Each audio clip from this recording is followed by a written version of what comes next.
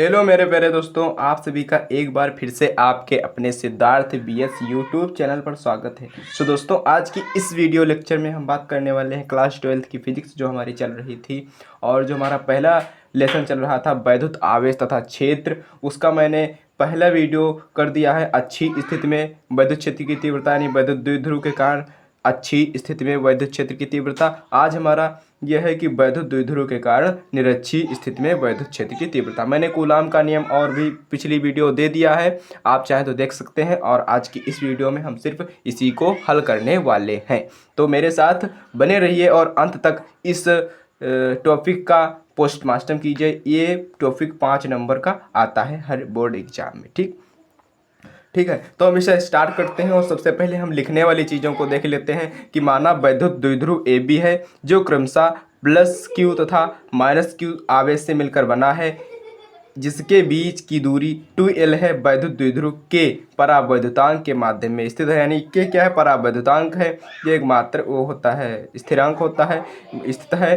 वैद्युत द्विध्रुव के निरक्षीय या अनुप्रस्थ स्थिति में द्विध्रुव के केंद्र यानी द्विध्रुव जो केंद्र है, यहाँ पर द्विध्रुव जो केंद्र है O से R दूरी पर स्थित बिंदु P पर वैद्युत क्षेत्र की तीव्रता ज्ञात करनी है। यानी हमारे पास अच्छी में क्या था, मान लीजिए ये रोड है, मान लीजिए कि ये रोड है और यहाँ पर हमारा स्कूल है, तो हमारी रोड के सामने अच्छे में क्या है? स्कूल है। अगर हमारी ये रोड है और इस रोड से हमें इस तरफ जाना पड़ता है, यहाँ स्कूल है, तो हमारे इस वाले रोड के निरक्ष में क्या है? स्कूल है।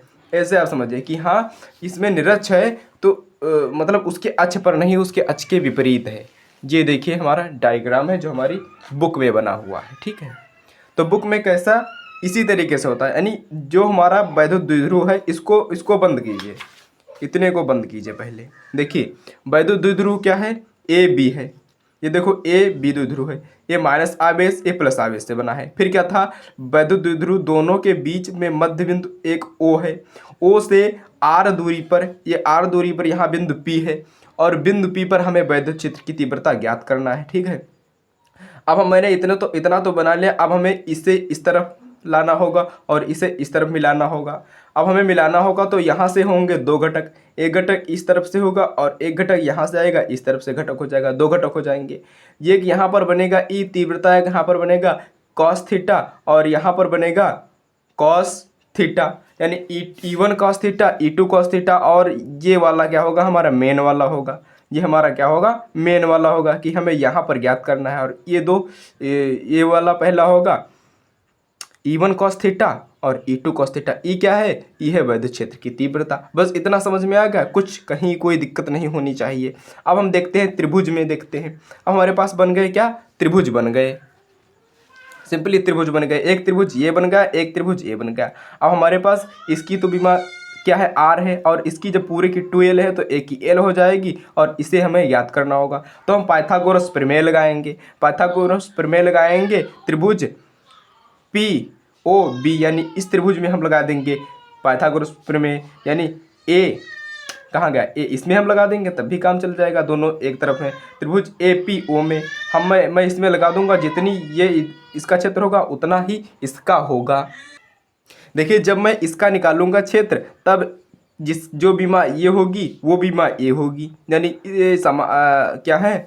समान त्रिभुज है, तो समान त्रिभुज है, दोनों का क्षेत्रफल भी एक ही निकलेगा और दोनों की जो बीमा होगी वो भी एक ही निकलेगी। ठीक है, तो हम देखते हैं पाइथागोरस प्रमेय लगाते हैं। सॉरी, थोड़ा गलती हो गया है, त्रिभुज इसमें लगाएंगे, है ना, इसमें लगाएंगे तो BPO में, है ना। ये B यहाँ पर करना होगा क्योंकि यहाँ पर आप कंफ्यूज हो जाएंगे। यहाँ पर मैंने इसका लगाया है और यहाँ पर ये लिख दिया, सॉरी उसके लिए। ठीक है, तो हम पाइथागोरस जब प्रमेय लगाएंगे तो पाइथागोरस प्रमेय कहता क्या है कि कर्ण का स्क्वायर बराबर आधार का स्क्वायर और लंब का स्क्वायर इसके बराबर होता है। तो यहाँ पर क्या है? कर्ण का स्क्वायर, कर्ण क्या है? BP है, BP कर्ण है। इधर ये देखो कर्ण है BP, ये देखो BP कर्ण है और कर्ण का स्क्वायर, और ये क्या है? लंब है, तो PO का स्क्वायर हो जाएगा प्लस OB का स्क्वायर यानी आधार का स्क्वायर। अब हम यहाँ पर रख देंगे, इसकी वैल्यू पुट कर देंगे। ये क्या है, हमारा लंब क्या है, आर है, और क्या है, आधार क्या है, एल है। जब स्क्वायर में लगेगा तो यहाँ पर ये स्क्वायर से स्क्वायर कटेगा और रूट लग जाएगा और हमारे पास ये आ जाएगा, इसका मान आ जाएगा। ये भुजा कौन सी है, ये भुजा ए वाली है ना। ये बीपी का है, ये देखो बीपी ये भुजा है और ये भी हो गई। जो यह है भुजा और इसी के बराबर ये भी होगी, यानी बीपी बराबर पी ए, है ना। अब हम चलते हैं थोड़ा डिटेल से समझते हैं और देखते हैं। प्लस क्यू आवेश के कारण बिंदु पी पर तीव्रता है, यानी प्लस क्यू के कारण तो E1 रखेंगे। E1 देखो यहाँ पर जब इधर से चलेंगे तो E1 का मान यहाँ पर आ जाएगा, ये घटक है यहाँ से, तो E1 का मान आ जाएगा। तो E1 बराबर 1/4πε0, और ये क्या था, Q डिवाइडेड बाई R का स्क्वायर होता था, तो R की जगह पर हमारे पास ये मिला है। ये वाली भुजा रखेंगे, ये थोड़ी ना रखेंगे, ये वाली रखेंगे भुजा, क्योंकि हमें यहाँ से यहाँ इधर को ज्ञात करना है ना। तो इसका मान रख देंगे, जो हमारे पास ये रूट था और आर का स्क्वायर रहता था तो पूरे का स्क्वायर लग जाएगा, ठीक है। अब हम देखते हैं, इसका मान लेते हैं समीकरण 1, ये देखो मान लेते हैं समीकरण 1, इसको मान लेते हैं। जब इसको निकालेंगे तो इससे स्क्वायर से ये रूट कट जाएगा और ये इतना बचेगा, R square plus L square, इतना मान बच जाएगा, ठीक है। अब हम देखते हैं आगे दूसरे पन्ने पर। देखिए मैंने प्लस क्यू का तो निकाल लिया, अब हम माइनस क्यू का निकालेंगे। अब हम माइनस क्यू आवेश के कारण बिंदु पी पर तीव्रता ज्ञात कर देंगे। तो E2 बराबर हो जाएगा 1/4πε0 क्यू, और ये मान जो वो भुजा थी जो त्रिभुज की, वो भुजा का मान रख देंगे और यहाँ पर भी आ जाएगी। अब हम देखते हैं कि जो भुजा उसका मान था बीपी का और एपी का बराबर मान यहाँ पर है, यानी E2 का और A1 का दोनों का मान बराबर है। समीकरण दोनों के सिंपल हैं और दोनों का मान एक ही है। अब हम बिंदु पी पर परिणामी तीव्रता ज्ञात कर लेंगे। देखिए अब परिणामी तीव्रता जब ज्ञात करेंगे तो अच्छी स्थिति में जब देखते थे तो E2 माइनस E1 था, अब इसमें प्लस लग जाएगा, E1 cos theta plus E2 cos theta हो जाएगा। तो E बराबर इसका मान दोनों का रख देंगे, ये E1 का मान है और यहाँ पर cos थीटा लग जाएगा, और प्लस में E2 का मान है, यहाँ पर cos थीटा लग जाएगा प्लस में, ठीक है, गुणे में, है ना। तो अब हम देखते हैं E बराबर 1/4πε0 into q upon r square plus L square, और जब दोनों cos थीटा को जोड़ देंगे तो 2 cos थीटा हो जाएगा, और जब cos थीटा बराबर हो जाएगा यल बटा ये का cos थीटा का मान हो जाएगा। cos थीटा का मान क्या होता है कि लाल बटा कक्का लिखिए, देखिए लाल बटा कक्का लिखिए, एक ट्रिक बताते हैं, लाल बटा कक्का।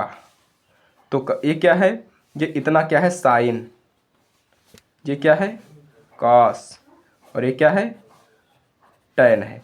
देखिए साइन का मान क्या होगा लंब बटा कर्ण, और कॉस का मान क्या होगा आधार बटा कर्ण, और टैन का मान क्या होगा लंब बटा आधार। तो हमारे पास क्या है कॉस का मान निकालना है तो आधार बटा कर्ण हो जाएगा। तो आधार हमारे पास क्या था, आधार L था, पूरे का 2L था, तो एक आधे का क्या होगा L होगा, और L होगा, और क्या था आधार बटा कर्ण, और कर्ण का मान मैंने निकाला था कि रूट में R square plus L square था, ठीक है। इतना मान निकल आया हमारे पास, और मैंने कॉस का भी वैल्यू पुट कर दी यहाँ पर।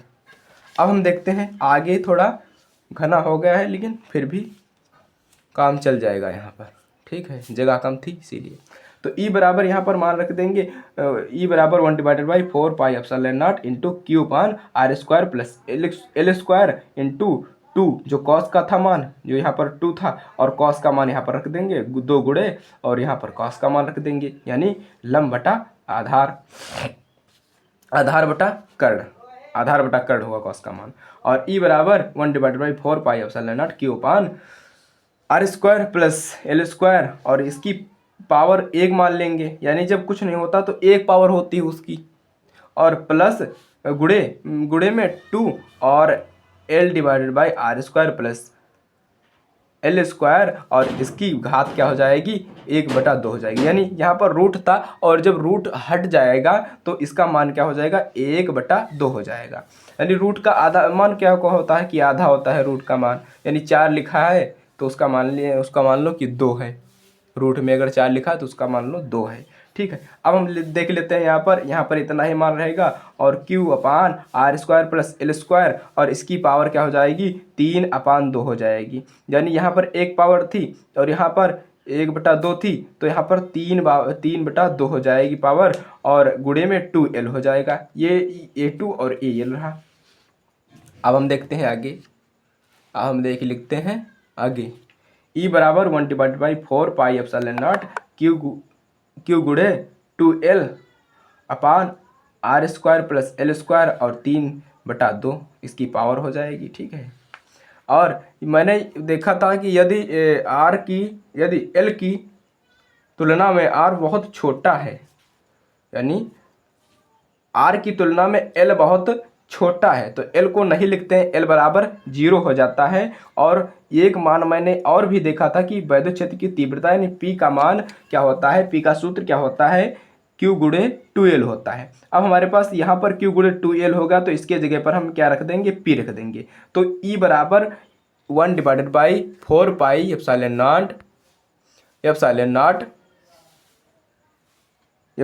इंटू P/r की पावर 2 और 3/2 इसकी पावर हो जाएगा, यानी R² और बाहर क्या हो जाएगा 3/2 हो जाएगा। अब 2 से 2 कट जाएगा, यानी जो पावर थी ये स्क्वायर था, ये 2 कट जाएगा और ये 2 आपस में कट हो जाएंगे। अब हमारे पास क्या मान आ जाएगा, E बराबर 1/4 पाई एप्सिलॉन नॉट P/r की पावर 3 हो जाएगा। ये जो 3 थे R की पावर 3 हो जाएगा, यानी R³ हो जाएगा। तो यही हमारा क्या हो जाएगा, निरक्षीय स्थिति में वैद्युत क्षेत्र की तीव्रता, यानी वैद्युत द्विध्रुव के कारण निरक्षीय स्थिति में वैद्युत क्षेत्र की तीव्रता।